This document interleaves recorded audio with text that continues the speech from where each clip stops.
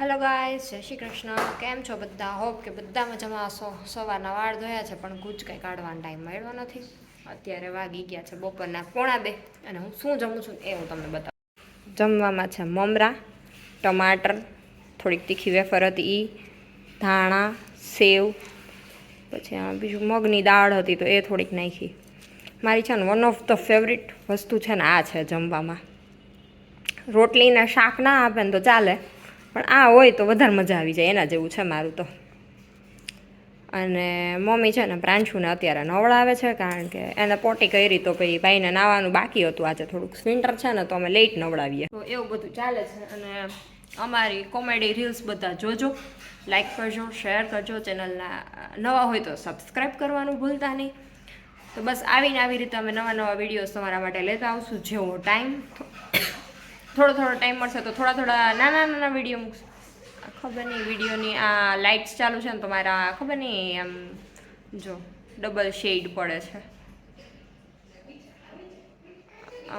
પાર્થે મારીને મમ્મી ઉપર પ્રેન્ક કર્યો હતો એનો વિડીયોઝ, જો કે પ્રેન્ક બહુ જબરો હતો.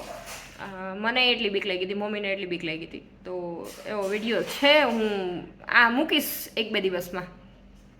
એડિટ કરવા જેવું તો નથી પણ, કારણ કે ઓલમોસ્ટ છે એની 9 સેકન્ડનો જ વિડીયો છે, વધારે વિડીયો નહોતો. તો બસ એવું ચાલે છે. આજે જમવામાં બનાવ્યું હતું મિક્સ સબ્જી બનાવ્યું હતું. મિક્સ સબ્જી હતું, રોટી હતી, અને વિન્ટર હોય ને તો મૂળા છે, સેલાડ છે, હલ્દી છે, એ બધી વસ્તુ છે ને એડિશનલ વધી જાય. અને હજી આમાં છે ને આપણે સિંગ નાખતા ભૂલાઈ ગયું છે ને, આપણે પહેલાં સિંગ લઈ લઈ. કાઠિયાવાડી હોય ને સિંગ તો બહુ ભાવતી જ હોય બધાને. મારી જેમ કમેન્ટ કરજો છે ને સિંગ ભાવતી હોય ને એ, તો આપણે નાખી દઈએ આમાં થોડીક ખારી સિંગ. જો દાદી દીકરો શું કરે ને બતાવું. હા, અહીંયા છબછબા હાલે છે. પ્રાંશુના આપણા કપડાં નીકળ્યા એ ડોલમાં મૂક્યા. એકચ્યુઅલી આ અમારું બાથરૂમ છે ને કપડાં ધોવાનું બાથરૂમ છે. અહીંયા છે ને અમે વોશિંગ મશીન રાખ્યું છે ને, અહીંયા આ રીતની પાડી છે ને એટલા માટે આ કપડાં ધોવાનું જ મોસ્ટલી બાથરૂમ છે. યુઝ નથી કરતા. જનરલ બાથરૂમની કંઈ જરૂર ના હોય ને એટલે યુઝ નથી કરતા. વોશિંગ મશીન એમાં રાખી દીધું છે, અને ક્લોથ્સ પણ એમાં જ હું વોશ કરવા બેસું. એમાં બેસીએ ને તો કેવું થાય કે ડ્રાયર કરવાના હોય ને તો એ ત્યાં ડ્રાયર થઈ જાય. વોશ એરિયામાં ધોવા જાય ને તો વોશ એરિયામાંથી પાછા મશીનમાં નાખવા આવવાના.